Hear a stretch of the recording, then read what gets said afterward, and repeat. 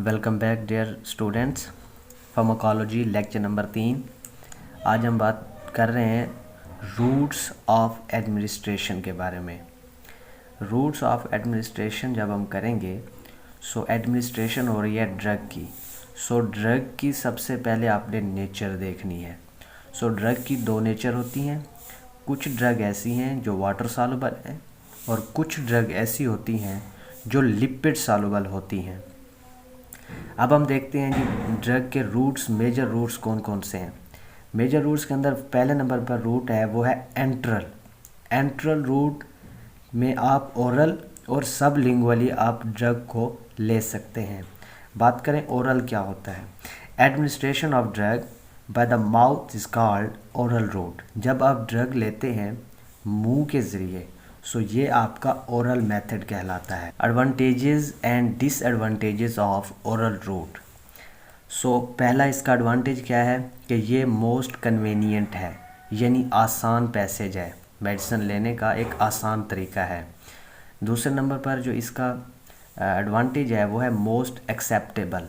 ज़्यादातर लोग मुंह के ज़रिए दवाई लेना पसंद करते हैं, ये एक्सेप्टेबल है और ये लोकल सिस्टेमिक एक्शन के लिए यूज़ होता है। अगर हम बात करें चौथे नंबर की तो do not require sterile techniques. जब आप इसकी मैन्युफैक्चरिंग करते हैं, जो ड्रग आप ओरली ले रहे हैं, आपको स्टीराइल टेक्निक की ज़रूरत नहीं पड़ती। दूसरा इसके अंदर ये फ़ायदा है इसका कि एडवर्स इफ़ेक्ट्स जो होते हैं वो लेस होते हैं। क्यों? क्योंकि डिलीवरी ऑफ ड्रग जो होती है वो स्लो होती है, यानी आप ओरली जब ड्रग लेंगे तो उसका एक्शन जो होगा वो स्लो होगा। ड्रग आपकी बॉडी तक, ड्रग आपकी सर्कुलेशन यानी ब्लड तक देर से पहुंचेगी, उसकी डिलीवरी स्लो होगी और उसका एक्शन जो है वो स्लो होगा। अब बात करें इसके डिसएडवांटेजेस की। एब्जॉर्प्शन का जो रेट है वो इसमें वेरिएबल होता है, डिफरेंट होता है। यानी अब अगर आप टैबलेट ले रहे हैं तो उसकी एब्जॉर्प्शन वेरिएबल होगी, उसका जो ड्यूरेशन होगा वो और होगा। इसकी जगह अगर आप सिरप ले रहे हैं, कोई लिक्विड ले रहे हैं, तो उसकी एब्जॉर्प्शन का रेट है वो डिफरेंट होगा। इस तरह आप कह सकते हैं इसका एब्जॉर्प्शन रेट जो है वो वेरिएबल है। दूसरा इसका एडवर्स इफेक्ट क्या है, डिसएडवांटेज क्या है कि ये इरिटेशन काज करता है, यानी आपको इन्फेक्शन काज कर देता है।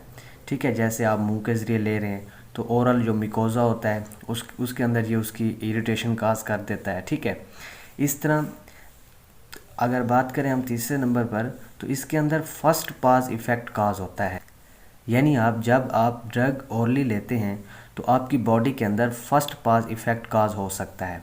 फर्स्ट पास इफ़ेक्ट क्या होता है, ड्रग आप ले रहे हैं वो जहाँ तक पहुँचनी चाहिए वहाँ तक नहीं पहुँचती, उससे पहले ही ड्रग मेटाबोलाइज हो जाए, टूट जाए। ठीक है, इसको आप कहते हैं फर्स्ट पास इफ़ेक्ट।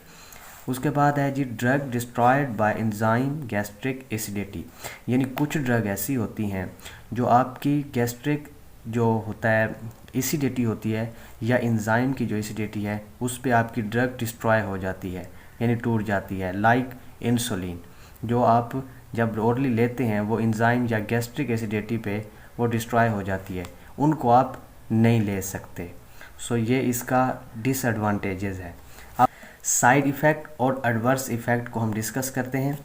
जो साइड इफ़ेक्ट होते हैं वो अनवांटेड होते हैं और एडवर्स इफ़ेक्ट भी अनवांटेड होते हैं, यानी आप नहीं चाहते कि हमें साइड इफ़ेक्ट शो हों ड्रग के, और ये भी आप नहीं चाहते कि कोई एडवर्स इफ़ेक्ट हमें चाहिए। ठीक है, उसके बाद साइड इफ़ेक्ट का जो दूसरी प्रॉपर्टी है वो है ये नाउन होते हैं।